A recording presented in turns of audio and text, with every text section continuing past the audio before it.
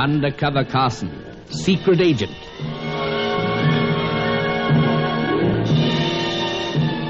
Operation Deathray, an assignment in Rio.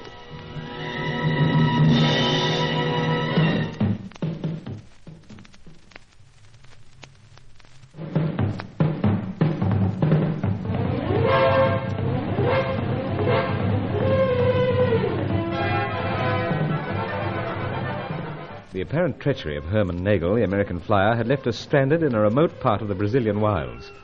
And that was bad enough, but now I was trapped behind the ancient altar of sacrifice in a crumbling temple. With me was Sally Bruin, the daughter of Professor Bruin, one of the 6 connected with the original Deathray project. But this was scarcely the time to appreciate her sweet presence, her gentle English voice, or to tell her how the light danced on her chestnut hair. I discovered how the eternal light had come to gleam above the ruins. But now it was out, and that meant trouble from the nearby savages who'd been held in its sway. As far as I knew, the faithful Angela was sleeping half a mile away. Sally's father, almost wasted to skin and bone by some strange sickness, was up above, unprotected from the primitive vengeance of the savages. The slab that had shuddered shut would not budge. It's no use, Mr. Carson. You'll never shift it. I'm afraid you're right, Sally. It falls into place from outside. And locks? Yes. You remember that shaft of stone I had to move? Yes, I certainly do. Thought at the time that it would keep the big slab well in place. Oh, this is ghastly. Yes, it is, rather. And Father's up there with no one to protect him. Oh, now, steady, my dear. But I just can't cope with it all. It was bad enough coming to this terrible place without all the things that have happened. It's so nightmarish. Well, we must keep our heads, Sally. But what can we do? And that light. Get it gleaming again. It's no use. The pipe's not connected. Well, what say we connect it? Oh, you'd still have to get up on top of the ruins with a taper. Oh, I see. Oh, we're trapped. We'll never get out. Isn't there any other way? No. Father always told me there wasn't. You see, it was built for the priests who made the sacrifices. At least that's what Father said. They were kept under lock and key. Well, I suppose so. It seems a trifle hard to imagine that. Oh, I can't understand it at all. Well, I can. The light's gone out. We've no hold over the natives any longer. They'll do anything to Father. Now, Sally. But you don't know what they can be like. I only need to feel the back of my head and I have a fair idea. They're so terribly primitive. Perhaps not as much as you think. Mr. Carson, I don't understand. How'd that pipe yonder get unstuck? Well, I couldn't say. You the only one who handles it? Only me and Father. Well, could he in his present state? Oh, no. No, he can scarcely walk without help. When did you adjust this last? This morning. Oh, it was terribly careless of me. Oh, my dear. We'll never get out of here. Never. I refuse to agree, my dear. There must be some way out.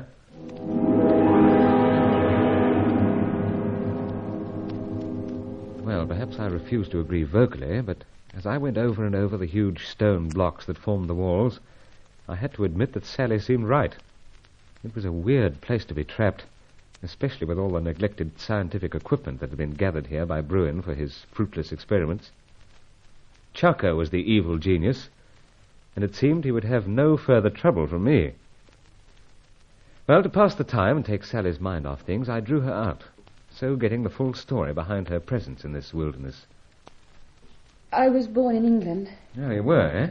Father was attending a university there for further studies, and he met my mother. Then you went to the continent? Yes, to Father's home in Warsaw. You like it? Oh, I'm afraid I don't remember it. You see, I left there when I was just 2.5.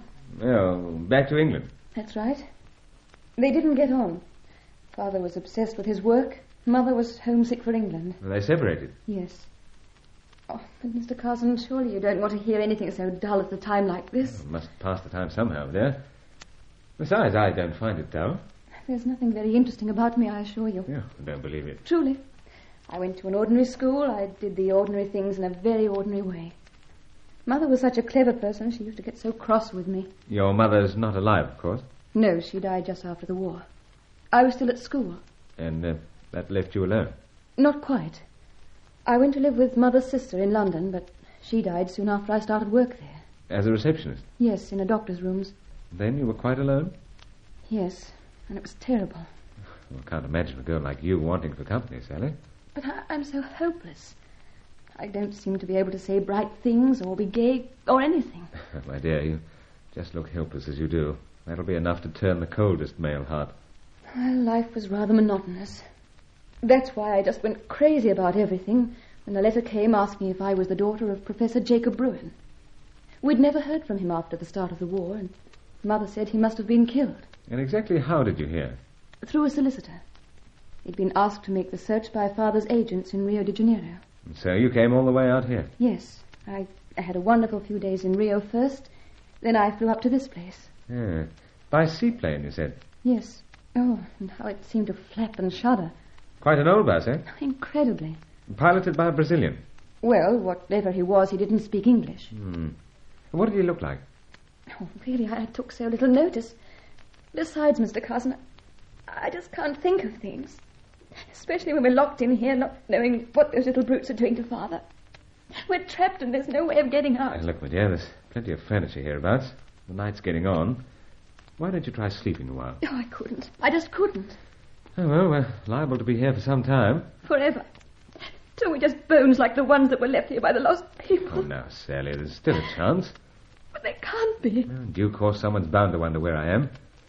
That's provided the evil spirits don't carry the day. What's that you're saying, Mr. Carson? No, never mind, dear. You try to rest. I'll look this place over again.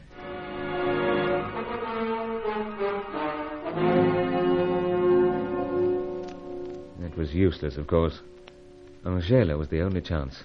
But would he know where to look? And could he conquer his native terror of the place? Sally looked dreadfully pathetic. I wished I could do something to comfort her, but by this time words did little to help. In this echoing gloom, remote from the sounds of the jungle world, I too succumbed somewhat to the despair. But then there seemed to be some noise on the other side of the slab that shut us in. Mr. Carson. Yes, I heard it, Sally. That's the locking stone being moved. Yes, I guessed that. They might be coming in after us. Then we'll be prepared, like so. What on earth are you doing with that pipe? This pipe, my dear, makes a handy weapon. Fires a spring arrow. And, for extra armament, I've another that shoots small bullets. So, stand by. The slab is moving. Yes. It's a friend, Sally. Senor. Senor. You're safe? So. Oh, then I offer great thanks. Stout work, old chap. But hasten out, Senor. Don't worry. Come along, Sally. Oh, yes, yes. But who is this? It's my good friend, Angelo. Oh, Senor. Early this night, I failed you. I am the cowardly one. I escape in sleep. When I awaken, you've departed, and I know where. This time I fight against the fear of my ancestors. I return to this place, and I find this strange light no longer burning. Perhaps the evil spirits have gone. So I approach. But I see a frightening sight, Senora, and I'm powerless to interfere. And what was this? A crime of violence. Who? Where? Above, Senorita. An aging gentleman. My father.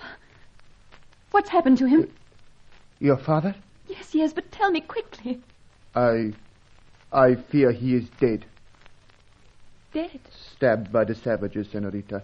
Oh, no. Oh, now, Sally. Steady, my dear. Please, Mr. Carson, take me to him.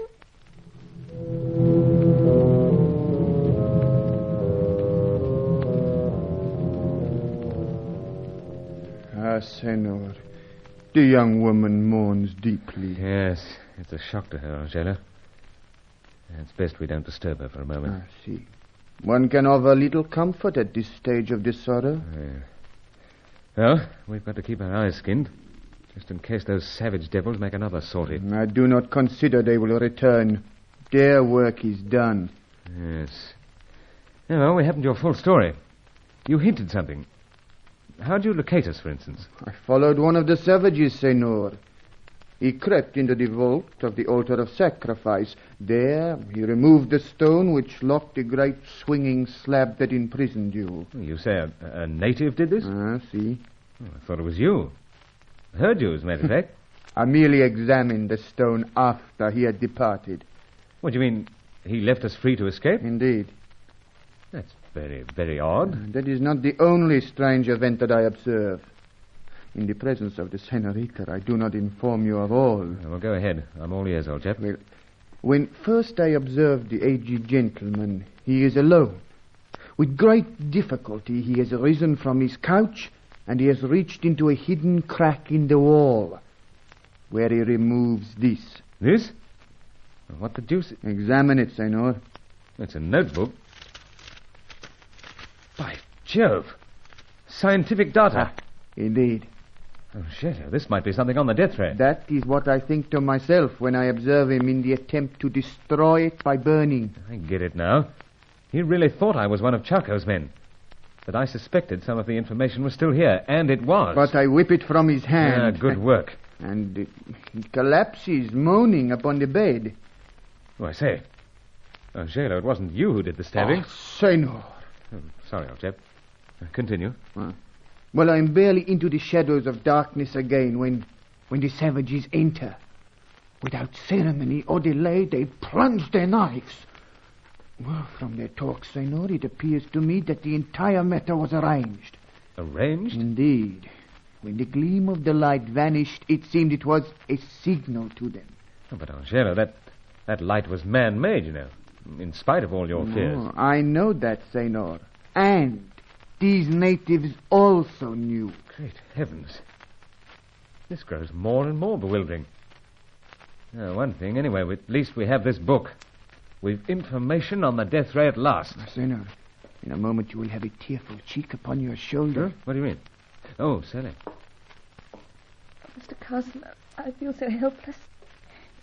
You must get me away from this hateful place. Oh, certainly, my dear, certainly. I seem so utterly deserted. Yeah, that's our trouble, too. You see, we arrived by plane, but it's deserted us. But how? Our pilot just took off into the clouds and vanished. Then you're stranded here, too? Yes, I'm afraid so. It's not exactly the friendliest of places for such a predicament. The burning question is, how are we to get out?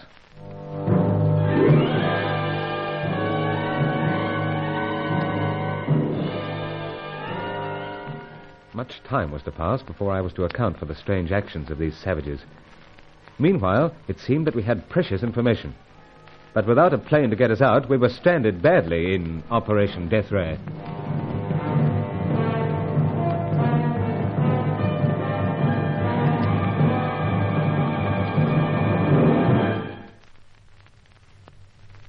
Undercover Carson is written by Michael Noonan and produced by Walter Pym for Artranza. Join Lost in Brazil tomorrow for the next episode of Undercover Carson. Also visit our channel rumble.com/c/Lost in Brazil for more episodes like this, and visit rumble.com/c/GAR for more radio programs like this.